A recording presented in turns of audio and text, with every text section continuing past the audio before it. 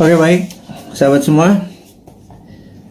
Assalamualaikum warahmatullahi wabarakatuh. Salam sejahtera, salam sehat semuanya, dimanapun sahabat berada saat ini di seluruh wilayah Indonesia, mulai dari Sabang sampai Merauke. Kita tahu Jawa Bali saat ini masih PPKM level 4. Yang tertinggi itu berapa ya? Saya nggak tahu ya. Saya ini diajari begini-begini. Saya agak sedikit gaptek atau kadang-kadang misinformation. Level 4 itu tertinggi atau terendah? Saya kurang tahu, tetapi yang jelas level 4 itu mall belum dibuka kalau nggak salah, dan masih sama seperti yang selama 2 minggu atau 3 minggu terakhir kita mendapatkan di Jawa Bali. Jadi sahabat semua, kita tahu PPKM level 4 ini akan sampai tanggal 2 Agustus, dan hari ini informasinya yang terpapar sampai 45.000, naik lagi kemarin 28 ribuan, sekarang balik lagi ke 45 ribuan yang terpapar, dan ini sungguh sangat berat. Kalau hal ini terjadi, ini feeling saya aja ya, feeling saya sekali lagi, ini bukan sesuatu analisa atau dari data. Feeling saya kalau sampai tanggal 2 Agustus tidak juga turun, masih 30.000 sampai 40.000 yang terpapar, maka tujuannya sahabat semua ya, kita belum berbicara yang lain dulu, kita biar memahami kondisi saat ini.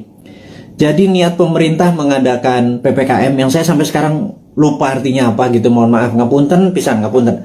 Jadi yang jelas adalah kita waktu awal-awal Juli itu kita terpapar 30.000, 40.000, 50.000. Kemudian pemerintah berharap kalau itu turun sampai di bawah 10.000 yang terpapar per hari, maka itu adalah masa PPKM dilepas dan kita kembali berkehidupan sosial seperti biasa, normal gitu ya. Dan ternyata setelah kemarin PPKM itu gagal membawa ke angka 10.000, kemudian diperpanjang lagi, dan sekarang diperpanjang lagi setelah sampai tanggal 25, 26 diperpanjang lagi, sekarang diperpanjang lagi sampai 2 Agustus. Nah, yang diharapkan adalah dengan PPKM itu adalah pergerakan manusia, human movement adalah di bawah 50%. Tapi kalau bisa 70%. Tapi apa daya, faktanya hanya 15%, alias yang 80-an persen masih bergerak seperti biasa. Karena itu tidak ada perubahan yang signifikan, walaupun cukup ketat di sana sini membatasi, tetapi agaknya perut lapar dan kebingungan akan rekening di bank dan kantong menipis itu membuat logika beberapa sahabat kita yang 80% ini nggak bisa diam gitu ya, sangat bisa dimengerti. Dan pemerintah berat sekali kalau masih 15% yang berada di rumah, kemudian dicoba perpanjang lagi, dan faktanya hanya 20%-an yang berada di rumah, alias yang 80%-an masih keluyuran keluar, walaupun makanan, bisnis sudah tidak banyak dibuka lagi. Dan masukan dari beberapa teman yang dulu pada saat di rumah dia pakai Gojek, pakai GoFood, pakai pesan-pesanan online, food online, ternyata rekening bulanannya meledak. Tidak bisa juga dia belanja tiap hari pakai food online, dan ini membuat mereka mengurangi belanja online. Dan yang terjadi adalah banyak pengusaha yang pivot dari manual pindah ke digital, juga tidak dapat penjualan yang baik. Akhirnya banyak orang sekarang masak makanan di rumah. Jadi pebisnis yang tadinya pivot sebentar ternyata tidak survive juga. Itu adalah fakta-fakta yang terjadi. Jadi saya rangkum bahwa yang diharapkan adalah 50% orang berada di rumah, faktanya hanya 15%. Sampai 2 kali perpanjangan PPKM, tidak turun juga sampai di bawah 10.000, masih 40.000 yang terpapar per hari, 45.000 hari ini. Dan kalau begini terus sampai tanggal 2 Agustus, maka kemungkinan besar PPKM ini akan diperpanjang, baik itu di level 4 atau level 3. Cabenya mungkin pedesannya agak berkurang, tetapi kita harus melihat fakta. Sebentar lagi 17 Agustus gitu ya. Di sini masyarakat bergerak lagi. Jadi kalau itu bergerak lagi, masyarakat bergerak lagi, itu tidak pernah turun-turun di bawah 10.000, dan berita buruknya PPKM akan berkepanjangan. Jadi saya pikir masalah pemaparan COVID dengan PPKM ini terbukti tidak efektif gitu ya. Nah, mungkin kalau di setiap rumah dikasih duit 5 juta per 2 minggu, yang di daerah terpapar PPKM per kepala keluarga, mungkin mereka semua akan memilih diam, karena kalau mereka keluar mereka didenda 5 juta gitu ya. Kalau di dalam rumah dikasih 5 juta, jadi kalau keluar rumah di charge 5 juta. Mungkin orang Indonesia tuh memang mungkin jangan-jangan nggak bisa dipanis atau nggak bisa dihukum. Yang orang Indonesia tuh cocoknya adalah diberi hadiah atau diberi insentif. Jadi ya kepada kepala negara, pejabat saat ini, ya mbok pakai alternatif kedua, jangan dilarang. Kasih aja sudah duit, kasih vitamin gitu ya. Udah lepas aja, jangan-jangan ini pakai herd immunity, mungkin ya, karuan aja. Jadi ya vaksin diteruskan, vitamin dikasih setiap rumah, duit dikasih 5 juta sebulan gitu ya. Mungkin mereka akan manut sama pemerintah dan gagasan-gagasan ini tadi. Oke. Kemudian saya juga ingin mengabarkan bahwa kita mempromosikan yang namanya kibarkan bendera putih jika Anda atau sahabat semua punya masalah keuangan, masalah kesehatan, dan tugas sahabat semua adalah menurunkan bendera putih itu dengan menolong mereka. Jadi bendera putih itu adalah tanda bukan menyerah, bukan kalah. Itu adalah tanda Anda butuh pertolongan, gitu ya. Kita bingung kalau bendera kuning nanti di sebagian wilayah dibilang kematian, tapi di daerah Makassar putih malah dibilang kematian. Tapi ini bukan itu masalahnya. Kita hanya ingin memberi signal dari sesama untuk sesama bahwa kalau ada bendera putih naik, tanya dia, tolong dia, gitu ya. Tetapi saat ini pemerintah dan partai yang mendukung pemerintah agak sensi gitu ya. Dianggap gerakan bendera putih ini adalah gerakan politik yang menganggap kalau itu banyak bendera putihnya dianggap pemerintah ini tidak perform, dan bendera putih ini gerakannya dicoba diganti dengan memasang bendera merah putih, yaitu pejuang melawan COVID. Ini yang saya sedikit heran, kok sensitif banget sih ya pada saat orang atas nama kemanusiaan bergerak dicap mau berpolitik gitu ya. Enggak lah.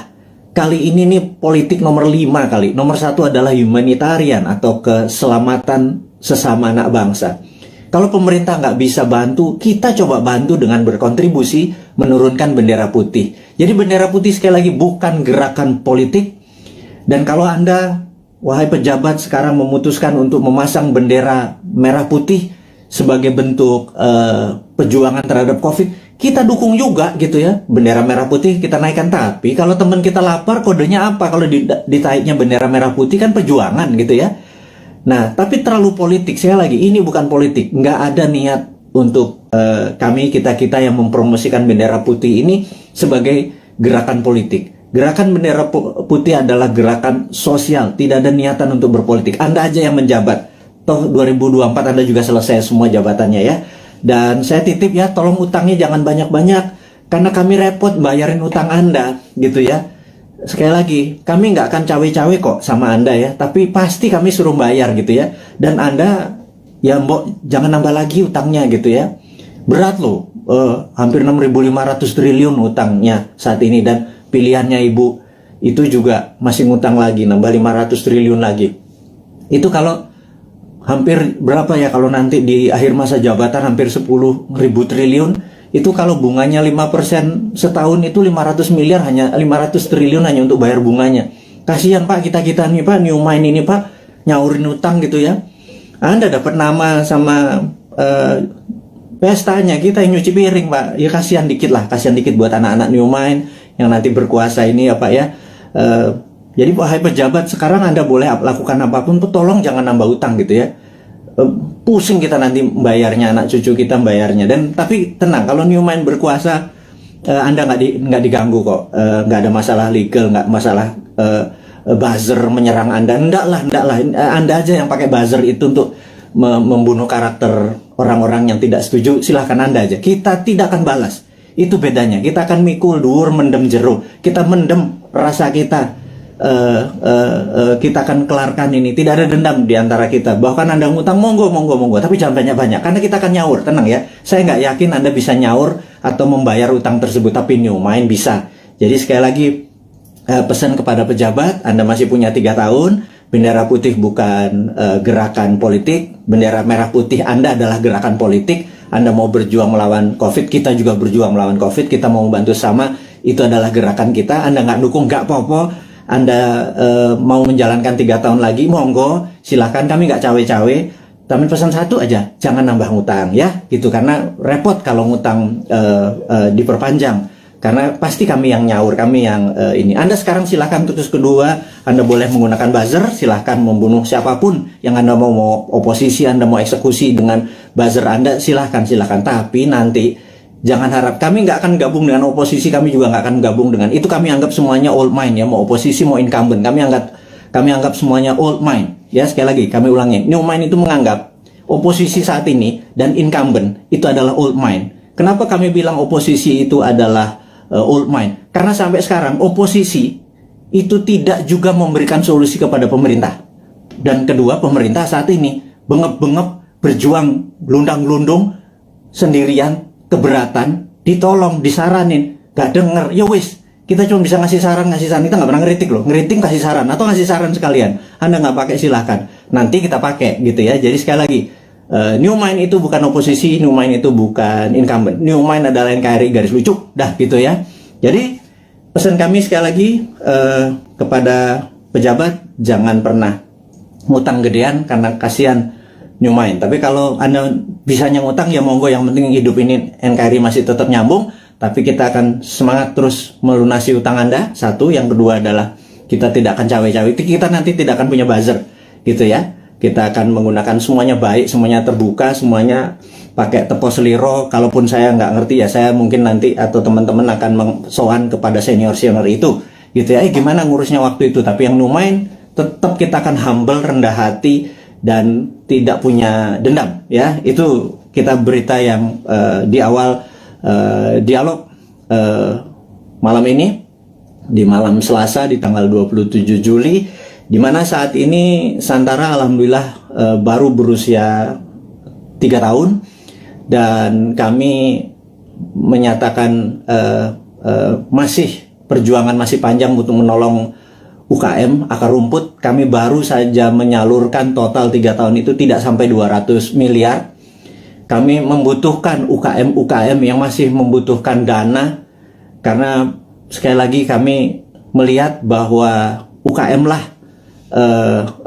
bisnis yang survive di masa krisis, yang tetap eksis di masa krisis adalah UKM. Terbukti tahun 98 UKM yang survive. Tahun 2008 sewaktu subprime mortgage menimpa dunia, UKM-nya survive. Dan tahun ini, tahun COVID, tahun pandemi, itu pun UKM yang bisa survive. Dan kita tahu UKM saat ini dianaktirikan oleh old mind, karena kita tidak bisa minjam kredit dibatasi, hanya daerah-daerah tertentu, harus punya jaminan dan lain sebagainya. Kalau sahabat punya masalah keuangan dan perlu pendanaan, Anda mau scale up, Anda mau meningkatkan penjualan, mau menambah cabang, apapun itu, yuk UKM datang. Kami, Anda mendaftar hari ini 10.000 UKM pun Santara bisa menelan dan membantu itu semua. Kami akan gulung komeng kerja keras seperti pemerintah saat ini membantu rakyatnya. Kita membantu sisi UKM-nya saja. Kami siap, dan kami tadi rapat semua di keluarga besar Santara untuk mulai hari ini, tanggal 27 Juli 2021, 3 tahun usia Santara. Kami siap tidak tidur siang malam, membagi jam kerja untuk membantu teman-teman agar UKM-nya bisa sukses, eksis di tengah krisis dengan pendanaan. Yang kedua adalah, kita tahu teman-teman investor, teman-teman yang mempunyai portfolio keuangan, kami sangat menyarankan Anda saat ini mungkin punya tabungan, deposito, punya mencari tempat investasi. Anda tidak perlu investasi besar yang beresiko, seperti misalnya di dunia properti Anda harus beli tanah dulu, seperti di usaha-usaha yang lainnya. Sementara uang atau modal Anda terbatas, katakanlah kecil, di bawah 10 juta, di bawah 20 juta gitu ya, dimana investasi yang lain besar-besar. Urun dana adalah kita bersama-sama bergandengan tangan membantu UKM. Jadi underlying uang kita adalah UKM, dunia nyata, dunia real. Jadi kalau Anda punya 10 juta, 2 juta, 1 juta, berapapun itu, kalau di deposito nggak ada artinya, ditaruh di ATM atau habis gitu ya, ditaruh di bini apalagi gitu.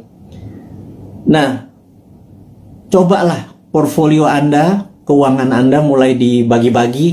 Jadi misalnya letakkan sedikit di UKM Santara. Anda bisa pilih, sebentar lagi listing-listing di Santara itu akan bertaburan. Pilih, Anda pilih sendiri. Di dalam investasi, Santara hanya penghulu.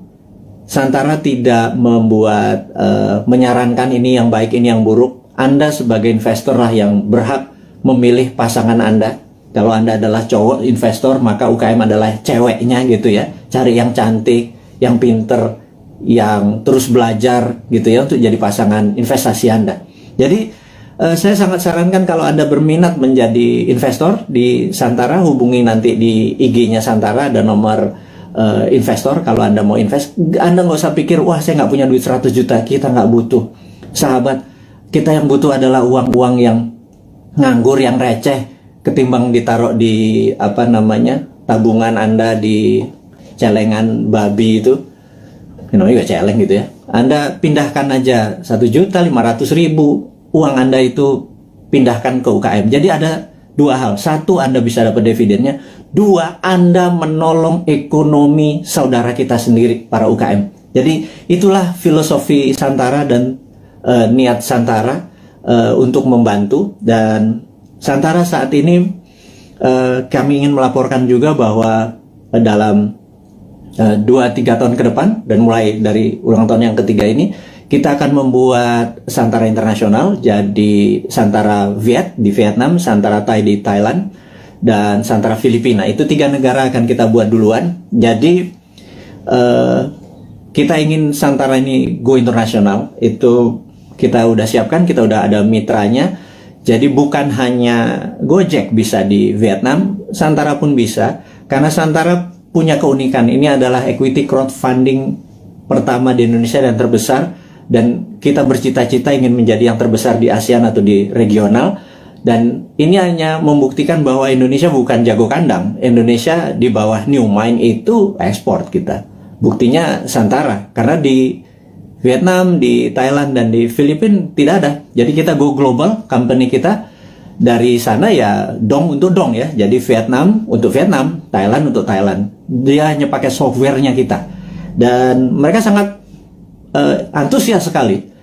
Nah, bayangkan kalau nanti ada 10.000 perusahaan Vietnam listing di Vietnam, tapi di Indonesia cuma 1.000. Yang ada masalah adalah orang Indonesianya. Orang Indonesia akan mikir kali ya. Banyakan mikir, banyakan analisa, kepinteran kali ya, jangan-jangan. Karena itulah saya pikir ke depan, mbok kurangi mikir gitu ya. Berprasangka baik, banyak baca, terus banyak berdiskusi yang sehat. Jangan ngikuti buzzer nggak buat kita pinter gitu ya. Buzzer membuat kita hanya jadi kuda-kuda terus, curiga terus gitu. Jadi sahabat semua, kita lanjut lagi. Santara Go Internasional ini dikawal oleh seorang profesional yang khusus untuk melaksanakan di bidang internasional ini, dan kami serius sekali untuk membuat Santara menjadi perusahaan regional gitu ya. Kemudian ada lagi yang menarik, Santara adalah satu-satunya yang maaf agak meler ini. Jadi Santara satu-satunya saat ini yang siap dengan secondary. Secondary itu begini. Kalau Anda invest, Anda ingin exit, itu exitnya bisa di secondary. Jadi investasi itu ada dua. Satu dari dividen, di mana Anda dapat benefitnya, dividen. Dua adalah kenaikan dari nilai saham tersebut. Dan kenaikan nilai saham tersebut bisa Anda lepas di mana? Di secondary market. Jadi kalau Anda misalnya saat ini di IDX atau di Bursa Efek Indonesia, Anda membeli saham katakanlah BCA gitu ya, harganya lupa saya sekarang berapa, 30.000 atau 29.000 kali. Begitu Anda membeli, suatu hari harganya menjadi 30.000 atau 31.000, ada untung 1.000-2.000 perak. Anda selain dapat dividen dari BCA, Anda juga bisa exit, dapat 1.000 atau 2.000 rupiah per lembar saham yang Anda beli. Jadi Anda dapat capital gain-nya gitu ya. Nah, capital gain itu eksekusinya ada di secondary market. Jadi kalau Anda sekarang pemain kripto, Anda doge, Anda beli Bitcoin di harga dari langit, misalnya 100 juta, sekarang harganya 101 juta, Anda jualan untung 1 juta. Itu namanya secondary market. Anda melepas secondary market. Nah, sebentar lagi Santara akan meluncurkan secondary market. Izin kita dari OJK sudah lengkap. Jadi bisa dibayangkan saat ini ada 1 juta sahabat kita yang bermain di kripto gitu ya. Uangnya tentunya saham-saham internasional. Koin-koin yang Anda main adalah koin internasional. Jadi uang Anda sebenarnya menguntungkan negara lain. Terus kemudian di Bursa Efek Indonesia juga ada sekitar 1,2 juta investor yang setiap hari ada di floor saham untuk jual beli sahamnya. Dan kita berharap sewaktu Santara secondary-nya dibuka, itu adalah teman-teman yang portfolio keuangannya tadi bermain mengharapkan capital gain, Anda bisa menolong UKM karena yang Anda beli adalah saham UKM. Benar-benar ada sektor realnya, yaitu membantu sahabat UKM di Indonesia. Dan apa yang terjadi kalau di Vietnam, Thailand, dan Filipina kita bisa bersama-sama, ini terlalu mulus kalau kita bilang sekarang ya. Anggap 3-4 tahun lagi lah sampai 2026, 2027. Itu kita akan menjadi the biggest bursa UKM di dunia. Dan ini akan membuktikan bahwa Indonesia sekali lagi bukan jago kandang. Indonesia memang layak 2045 menjadi superpower country. Sekali lagi, Indonesia tahun 2045 layak menjadi superpower country. Sayangnya saat ini ya, sudah 20 tahun kita dipimpin oleh 3 kepala negara. Kita belum juga per hari ini menjadi negara superpower ya. Saya sengaja membuat kata-kata ini untuk semua berpikir, bukan mengkritik, bukan ngeledek, bukan nyinyir, tetapi sebuah realita. 3 tahun kita dengan Ibu Mega, kemudian 10 tahun kita dengan Pak SBY, kemudian ditambah saat ini Pak Jokowi 7 tahun. Jadi total 20 tahun. Pertanyaannya, apakah Indonesia sudah menjadi negara superpower dalam 20 tahun? Jawabannya, kita masih negara pengimpor, kita masih negara penghutang, kita masih bergantung yuan dan dolar. Apakah itu dikatakan negara superpower? Gitu ya. Defisit neraca perdagangan kita sama Tiongkok membesar gitu ya. Produsen kita juga bukan barang-barang yang nilai tambah, tetapi masih bahan baku atau komoditi. Apa yang terjadi? Ini loh yang kita mau tanya. Wahai sahabat semua, yuk kita mikir bersama ya. Kita mikir bersama. 20 tahun kita sudah dipimpin oleh pemimpin besar. Ibu Mega adalah pemimpin wanita yang powerful. Pak SBY gitu ya, juga sangat powerful. 10 tahun dia memimpin. Kemudian Pak Jokowi juga sangat powerful. Sudah 7 tahun dan masih 3 tahun lagi. Total 20 tahun saat ini. Pertanyaannya kita, apakah sudah jadi negara superpower? GDP per kapita waktu Bu Mega itu adalah 1.700. Kemudian sama Pak SBY dibikin sekitar 3.700. Kemudian saat ini Pak Jokowi naik 15% lah. 7 tahun naik 15%. Jadi sekitar 4.000-an gitu ya. Kalau Pak SBY naiknya 220%. Kemudian Bu Mega naik sekitar 15% 3 tahun. Jadi saat ini kita ulangi lagi. Apakah Indonesia menjadi negara superpower selama 20 tahun 3 presiden ini berkuasa? Nah, kemudian di 2024 para calon-calon yang ada itu genre politiknya adalah mirip dengan ketiganya. Misalnya kita sebut aja Pak Prabowo, ya dia adalah ke Ibu Mega gitu ya. Kemudian ada AHY mungkin ya, itu dia ke arah apa namanya, Pak SBY. Kemudian ya ada nama-nama seperti Pak Ganjar, Erick Thohir dan lain sebagainya, seperti istana sekarang atau Pak Jokowi genrenya. Apakah dengan mereka menjadi presiden 2024 sekarang yang ada di etalase politik sekarang ini, apakah selama 20 tahun ke depan akan membuat Indonesia menjadi negara superpower? Tanya deh, gitu ya. Anda kan ngefans tuh ya sama Pak Ridwan Kamil, ngefans sama Pak Ganjar. Nggak salah ngefans sama mereka. Saya juga ngefans loh, teman saya semua gitu ya. Tanya, 5 tahun dengan mereka, 10 tahun dengan mereka itu akankah membuat Indonesia menjadi negara superpower gitu ya? Nah, pertanyaan berikutnya. Emang ada negara dalam 20 tahun menjadi negara superpower gitu ya? Itu kan, ini Sontoloyo ngomong doang lu si Bosman ini, emang ada negara dalam 20 tahun menjadi negara superpower? Oke. Saya ini saya pembaca buku cukup gila gitu ya, dan dari video IG live terakhir dan hingga saat ini saya lagi membaca buku Deng Xiaoping the Transformation of China dari Ezra Vogel. Bukunya 700 halaman, saya baru baca 500 halaman. Very powerful sekali Deng Xiaoping ini.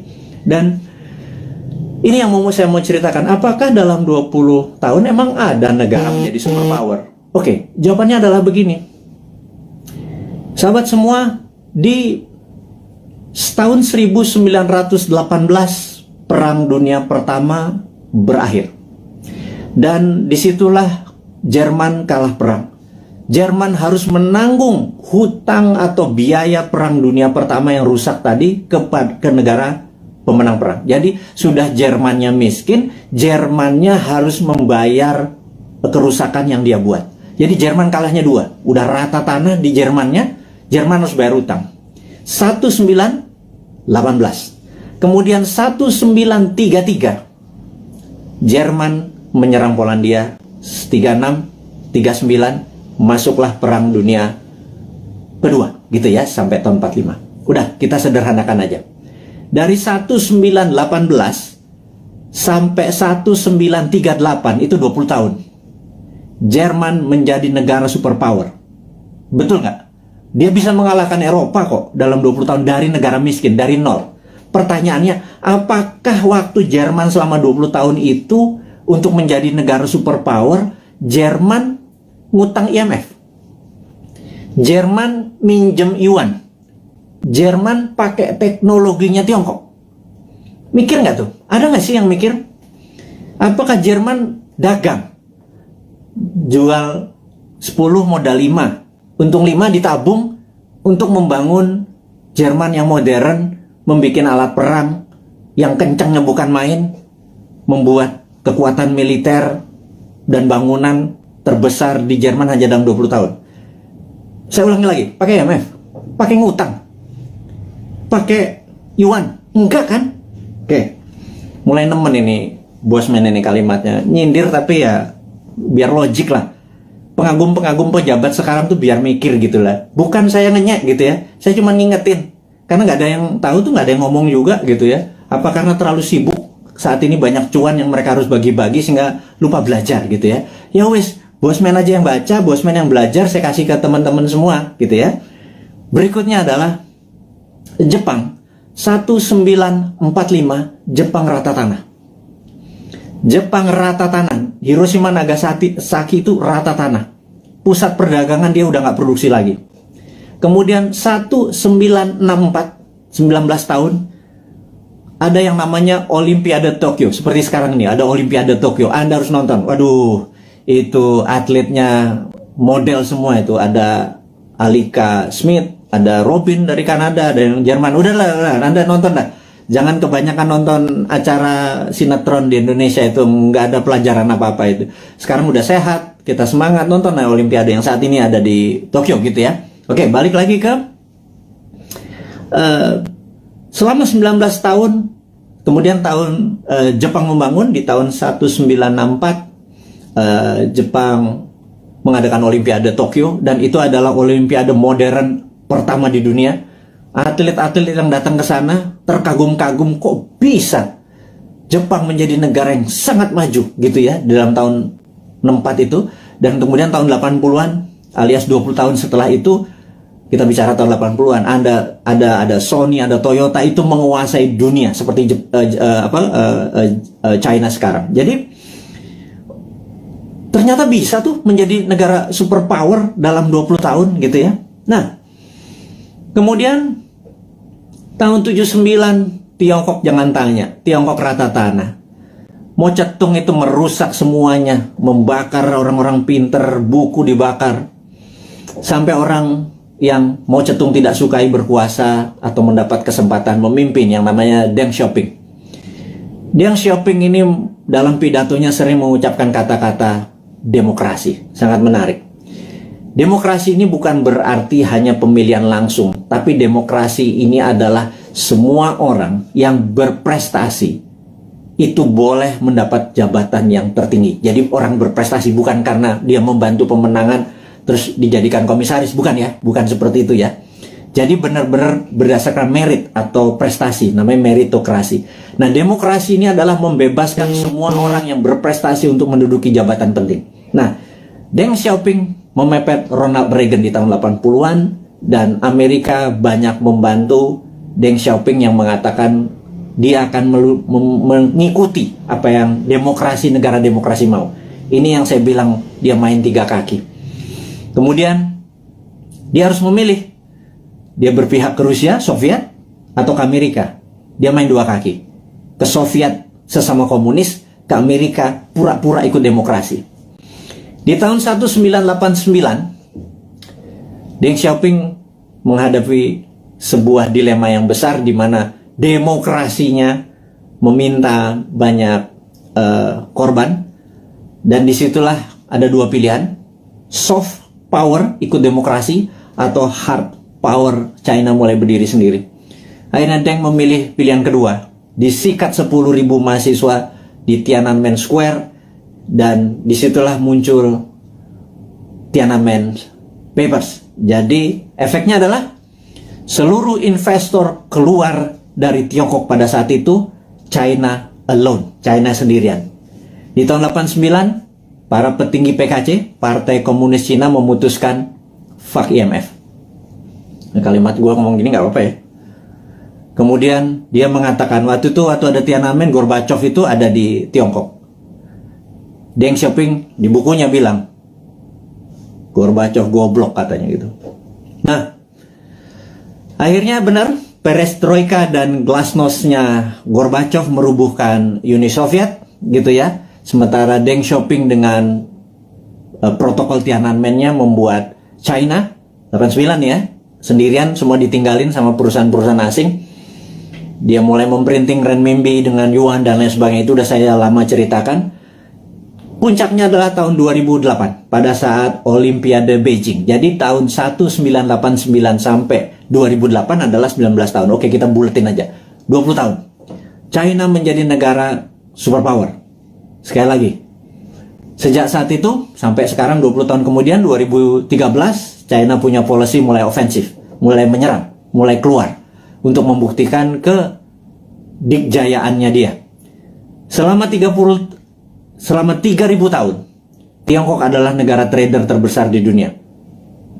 200 tahun terakhir, Eropa masuk ke Shanghai, ke Beijing, dikasih narkoba, opium, membuat goblok orang-orang Tiongkok, dan membuat Deng Xiaoping bilang, kita harus merebut balik. Kemudian apa yang terjadi 20 tahun setelah tahun 89, tahun 2008 adalah puncak ekonominya Tiongkok, dan sekarang dia terus berjalan. 20 tahun kemudian, dalam 40 tahun, Tiongkok kembali menjadi negara trading terbesar di dunia dan negara kedua terkaya setelah Amerika.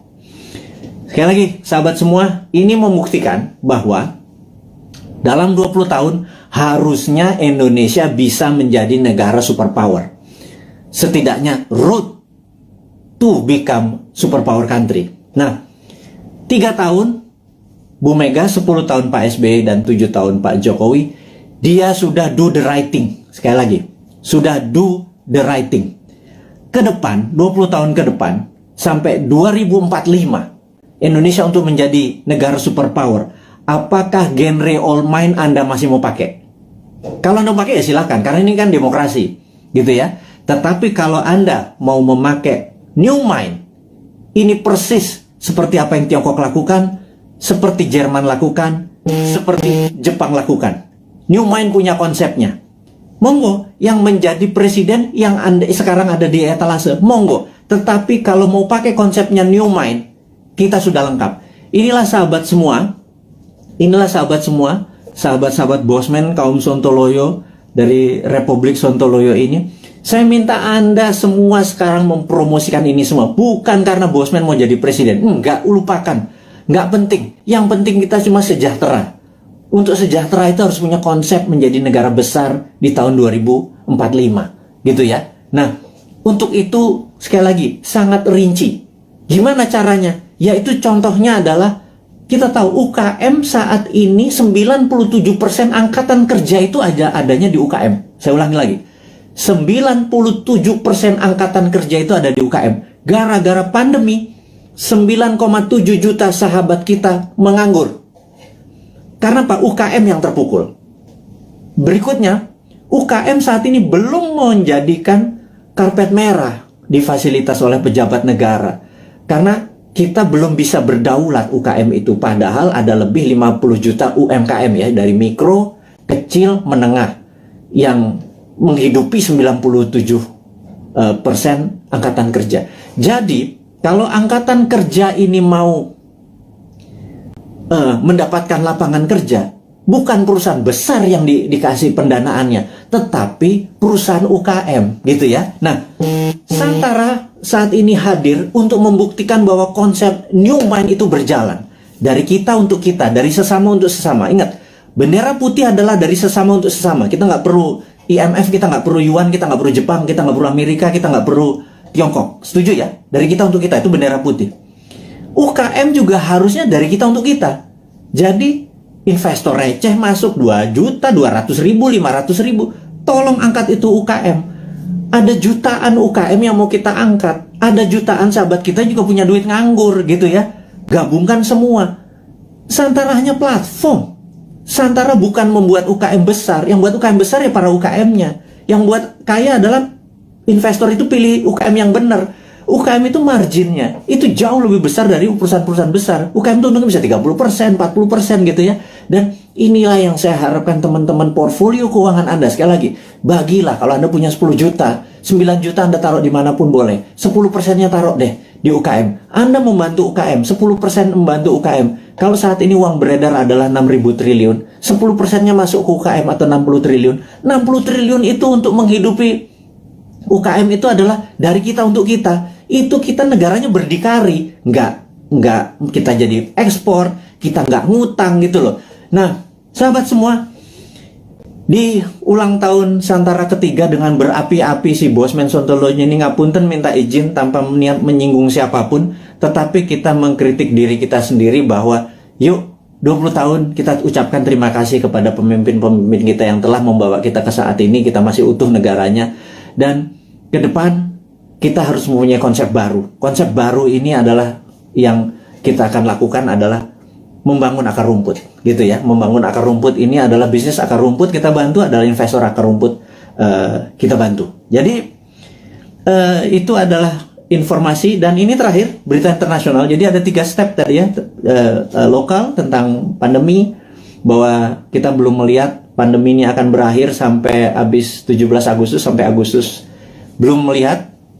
Kalau ditambah tadi masih itu, jadi kita harus melakukan strategi-strategi. Tetapi, nah ini kita harus bicara tidak selalu sisi negatifnya. Selalu setiap itu ada key, setiap jatuh itu ada naik gitu. Setiap jatuh pasti ada peluang. Nah, sahabat semua, kita mau mengingatkan bahwa kapan moment of greatness dari Indonesia itu. Moment of greatness adalah mulai Oktober 2022. Bukannya jauh ya, itu angka dekat sekali. Kenapa? Karena G20 akan diselenggarakan bulan Oktober di 2022. G20 ini adalah government 20 negara akan hadir, di mana saat itu ini adalah moment of greatness dari bangsa Indonesia untuk membuktikan bahwa kita negara yang layak untuk dijadikan tuan rumah. Dan pada saat itu kita harus menyiapkan, sahabat semua, menyiapkan sesuatu untuk momen sebesar ini itu tidak semalam atau 2 malam. Itu menyiapkannya dari sekarang ini. Jadi peluangnya besar sekali. Dan kita mau minta deal dengan dengan Pak BUMN, Pak Erik, dengan Pak Sandiaga Uno untuk acara G20 itu 80%-nya adalah UKM yang memberikan kontribusi bantuannya gitu ya. Nanti kita akan deal bersama-sama nih. Kemudian ada berita internasional sekarang. Kita mau duluan. Nomor 1 adalah kita menginformasikan bahwa kemungkinan besar Biden akan resign. Nah ini Bosman nih kalau ngasih informasi ini rada-rada langitan sedikit. Bukan apa-apa. Karena berbisnis, bernegara, itu kita bukan hanya menyadari kekuatan politik lokal atau minat dari lokal, bahwa kekuatan asing itu patut dipertimbangkan, gitu ya. Dan kita tahu cara berpolitik 7 tahun terakhir ini kental politik lokal, gitu ya. Tidak peduli sama politik luar negeri. Bahwa misalnya kita sangat miring ke Tiongkok gitu ya. Seakan-akan di dunia ini negara cuma Indonesia dan Tiongkok gitu. 190 negara lain itu nggak kenal tuh. Emang ada negara Nauru ya. Emang ada Solomon Island ya.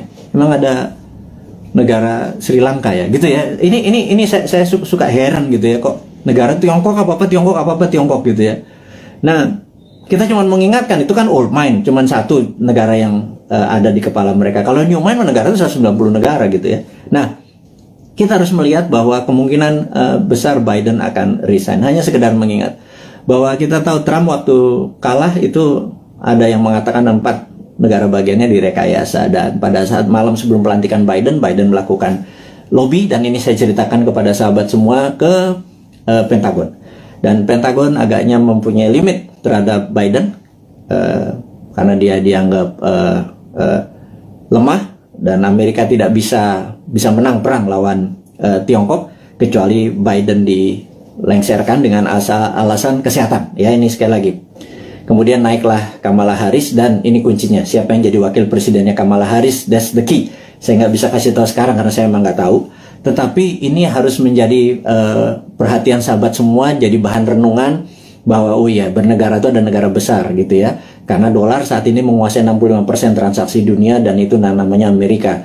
Yuan saat ini cuma 1%-an yang namanya Tiongkok gitu ya. Terus kenapa transaksinya pakai yuan, kita juga nggak ngerti kadang-kadang. Terlalu pintar mungkin ya, karena banyak prestasi. Jadi kita yang nggak nyampe ilmunya. Oke, kemudian kita mau mengingatkan adalah begitu Biden nanti resign atas nama kesehatan, maka di sini Tiongkok yang mulai ketar-ketir. Jadi Tiongkok memang waktu kemarin PKC, Partai Komunis Cina, merayakan ulang tahun ke-100, Xi Jinping dengan retorik, dengan pidato yang orasi luar biasa, mengatakan bahwa akan memenggal kepala negara yang membuli Tiongkok. Dan ini kata-katanya sangat ofensif gitu ya. Jangan-jangan kalau gue yang jadi presiden udah dipenggal duluan sama dia, karena gue ngebully terus dia kan, gitu ya. Ngebully sebenarnya bukan anti Tiongkok. Kita akan terus bermitra dengan siapapun. Kita akan tiru bagaimana Tiongkok jadi besar, tetapi kita bukan negara yang dirugikan. Buktinya saat ini trading kita dengan Tiongkok adalah Tiongkok yang surplus, kita yang defisit. Jadi kita kalau menjadi presiden nanti, kaum Newman bilang kita harus impas dong, jangan lo yang positif, kita juga harus positif atau impas, jangan kita yang defisit gitu ya. Tapi itu perlu strong lobbyist gitu ya, bukan yang mimpin lobbynya adalah diplomatik NKRI garis lurus, bukan trader gitu. Kalau trader ya negara untung rugi nggak peduli, yang penting kantong gue tebel gitu kan. Nah itu ya itulah, siapa yang masih memuja-muja orang-orang itu, Anda harus ingatkan. Suatu hari Anda tidak menjabat gitu ya. Nah, tapi ingat, kita bukan tipe balas dendam. Gitu aja bedanya New Mind. Kemudian kalau kedua, Xi Jinping mengatakan bahwa dia akan melakukan aneksasi Taiwan, Hong Kong dan Macau. Kemudian dia juga menyiapkan 100 silo dengan hulu ledak nuklir. Silo adalah tempat peluncuran roket berkepala nuklir. Ini menunjukkan Cina benar-benar ready untuk war. Nah, pertanyaannya, apakah akan terjadi war physical? Di sini kita mau mengingatkan bahwa sewaktu kita melihat dari sisi Amerika, apakah Amerika akan melakukan naval war? Karena perang China sama Amerika battlefieldnya atau tempat perangnya adalah Laut Cina Selatan. Karena perangnya laut, maka perangnya naval. Naval itu adalah perang kapal. Jadi kapal Amerika mungkin mepet sampai China, Tiongkok sisi barat, sisi timur. Kemudian sebelum mepet tersebut, roket-roketnya Tiongkok langsung mukulin kapal di navinya kapalnya Amerika. Tapi kayaknya nggak mungkin, karena itu tidak berefek kepada mainlandnya Amerika. Dan perang di laut itu mahal, gitu ya. Perang di laut itu mahal. Jadi sahabat semua, apa yang dilakukan kalau perang ini terjadi? Perangnya ada dua, yang kita sebut ini perang baru. Perang baru, saya baru baca bukunya soalnya. Saya ini kaget-kaget dengan istilah baru. Saya nggak yakin para pejabat sekarang sempat baca. Jadi ya udah kita ajarin aja mereka dengan ini, namanya invisible war atau perang yang tidak terlihat. Perang tidak terlihat ini ada dua. Nomor satu, kita tahu bahwa Amerika punya angkatan ke-6 yang namanya Space Army, ya. Angkatan ke-6 Space Army Amerika ini yang perangnya nanti perang bintang atau Space War, karena dia punya orbit tertinggi. Jadi orbit posisi satelit, posisi orbit satelit Amerika itu di orbit tertinggi, karena posisi dia di atas dari 1000 satelit Cina. Kita tahu di dunia ini ada sekitar 20.000 satelit. 60% adalah milik Amerika. Cina cuma 1000. Itu ditembakin semua satelitnya dari pakai laser magnetic beam yang Amerika saat ini punya. Itu pasti China shutdown itu, gitu ya. Kemudian kita mau mengingatkan lagi, invisible war kedua adalah pandemi, gitu ya. Jadi dihajar dengan pandemi di sisi bawah, di atas, di yang tidak kelihatan juga di sisi battle space, perang udara. Nah, teman-teman, apapun yang terjadi perang antara gajah, dua gajah itu jangan pelanduk mati di tengahnya, jangan Indonesia mati di tengahnya. Karena itu kita selalu menantang old mind ini. Punya plan B nggak? Gitu ya. Sekali lagi, punya plan B nggak kalau benar-benar ini terjadi? Karena kapanpun bisa terjadi. Anggap tidak terjadi, tapi kan plan B tetap harus punya, gitu ya. Gitu. Misalnya kita tanya lagi, kalau vaksin yang 150 juta sudah divaksinin semua warga Indonesia, tetapi tetap aja COVID tetap merajalela, punya plan B nggak? Gitu ya. Nah, kalau nggak punya plan B, ini bernegara model apa sih kalian itu, gitu ya? Nggak ngerti geopolitik luar negeri, nggak ngerti pandemi, bahwa itu adalah war tool, strateginya adalah gagap, gitu ya. Kita sekali lagi, ini bukan mengkritik, ini mengingatkan bahwa kesadaran bernegara dari kaum New Mind itu tinggi. Kita ini patriotis semua nih, kaum New Mind ini. Kita nggak pernah menyalahkan tanpa solusi, gitu. Kita ngeritik barusan aja, nyinyir sedikit, tetap ngasih solusi, gitu ya. Nomor satu, solusinya apa? Itu kita kasih berita internasional bahwa Biden mungkin resign, China sama Amerika mungkin eskalasi perangnya akan tinggi. Kemungkinan perangnya adalah invisible war, yang satu pakai space orbit tertinggi dan kemudian pakai COVID atau pandemi, gitu ya. Kemudian perang ini dengan COVID ini akan panjang, gitu. Pertanyaan berikutnya adalah, setelah pandemi ini masih ada perang nggak? Karena saat ini masuk perang dunia ketiga sesungguhnya. Perang dunia ketiga itu ada common enemy, ada musuh bersama. Kalau dulu Jerman di perang dunia pertama, cuma ada Jerman dan Jepang di perang dunia kedua. Common enemy kita atau musuh bersama kita saat ini adalah pandemi. Seluruh dunia kena pandemi. Jadi kita ini harusnya udah masuk kategori war dan invisible war tentunya. Musuh kita tak terlihat. Ini kita harus gandengan tangan sesama apa namanya human atau homo sapien ini, sesama makhluk yang namanya manusia ini, gitu ya. Jangan lagi bilang membeda-bedakan agama, ras, suku, dan lain sebagainya negara. Jadi untuk perang lawan pandemi ini kita benar-benar satu saudara semuanya. Nah, yang harus diingatkan lagi adalah setelah pandemi ini kemungkinan besar, dan kita udah ngomong tahun lalu, kemungkinan besar ada yang namanya climate war atau perang cuaca. HAARP atau HARP saat ini sudah mulai saling tembak. Dan dulu selama 10 tahun biasanya di Alaska antara Rusia sama Amerika. Nah, HARP ini, Amerika pernah nembakin HARP ini membuat kelangkaan gandum, sehingga gandum di Timur Tengah kurang karena tidak bisa disuplai oleh Rusia. Rusia dikerjain, waktu itu kering kepanjangan. Kelaparannya di Timur Tengah membuat peristiwa Mesir terjadi, gitu ya. Ini semua ada relasinya dan sudah berhasil merubah. Jadi climate war ini akan membuat kelangkaan pangan. Nah, itu dunia ya, bukan Indonesia saja. Indonesia ini punya kelebihan, yaitu punya 2 musim. Musim hujan, lupa gua. Musim durian juga masuk harusnya ya. Musim kawin segala macam, lupa gua. Jadi bukan musim hujan dengan musim kemarau saja.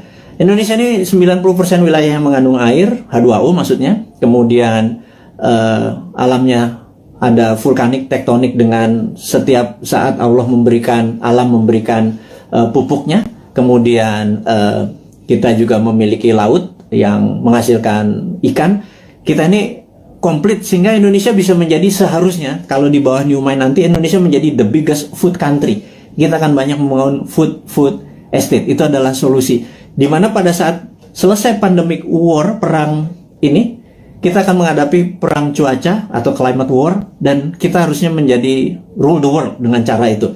Jadi 2045 Indonesia benar-benar menjadi negara superpower gitu ya. Itu kita kasih bocoran-bocoran seperti ini terus untuk mengingatkan bahwa udahlah 20 tahun ke depan bisa Indonesia menjadi superpower, tetapi tidak bisa dengan cara old mind, dengan cara new mind. Ini loh konsepnya new mind. Kita berikan papersnya, kita berikan konsepnya, kita berikan orang-orangnya juga. Kalau Anda nggak, ini kita sepaket kok. Kita sering diskusi, kita banyak, ada sekitar 50-an sahabat-sahabat Bosman, berapa profesor segala macam. Terus saya bukan sendirian. Mana mungkin sih saya bisa buat video setiap hari segitu banyak, dan ilmunya adalah ilmu terupdate.